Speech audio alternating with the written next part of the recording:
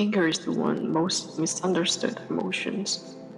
We often label it as negative, destructive, something to be controlled or suppressed. Stay calm, people say. Don't let your emotion get the best of you. But in reality, emotions don't vanish just because we push them away.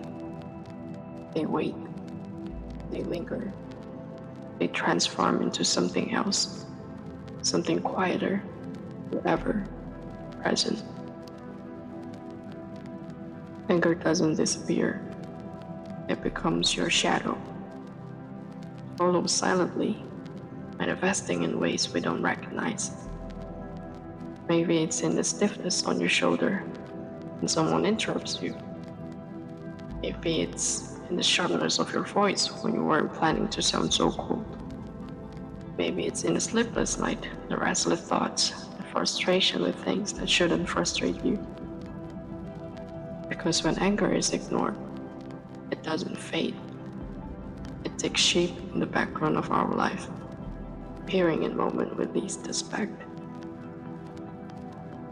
So where does your shadow come from? Imagine standing under a bright light behind you. Your shadow stretches along in the dark, shaped by your movements, but always just out of sight. No matter where you go, it stays with you, shifting, adapting, growing in certain angles. Your anger works in the same way. Every time you silence your frustrations, every time you bury your emotion, because it's not the right time, or it's not worth it, you're feeding the shadow, you're giving it the space to grow. But the most fascinating part, your shadow isn't random. It appears whenever something triggers it. Ever notice that certain situations irritate you more than others? That some words sting deeper, some action cuts sharper? It's not just about the moment, it's about the history behind it. A past hurt, an unresolved feeling, a frustration you never voiced. Your shadow is tied to this moment. It reveals itself whenever something touches the parts of you that were never fully healed. The question now is, can you ever escape your shadow? Here's the truth. You cannot outrun your own shadow. No matter how fast you move, no matter how much you try to ignore it, it follows. The only way to change it is to change the way you interact with it. So, how do we stop anger from controlling us? The answer is not avoidance, it's understanding. The first thing you should do is to recognize the emotion. Instead of dismissing anger as something bad, acknowledge it.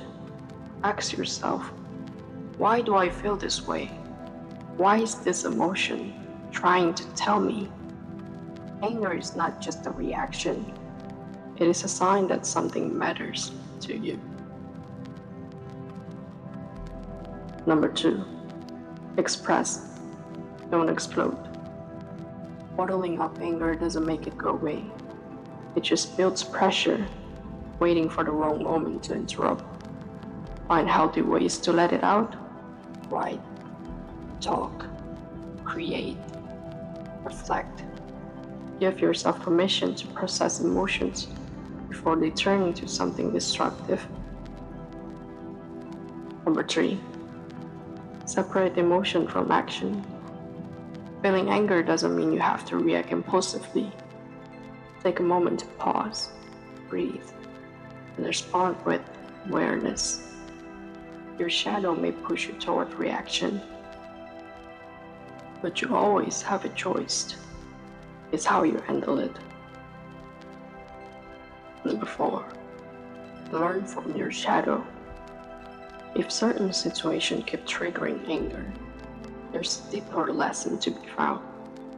Does it reveal unresolved pain, a need for better boundaries, a pattern that needs to change? Your shadow doesn't just show where anger lives, it shows where healing is needed. The hardest part is to face your own reflection.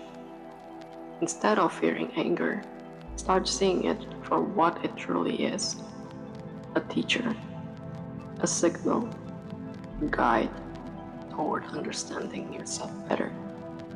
Your shadow does not exist to haunt you. It exists to show you the parts of yourself that need attention, acceptance, and growth. So the next time you feel anger rising, don't just suppress it. Don't just let it rule your actions. Take a moment to sit with it, to ask what it's telling you, so that it guide you toward clarity. Because your shadow will always be with you. And when you learn to face it instead of running from it, you'll finally understand its message.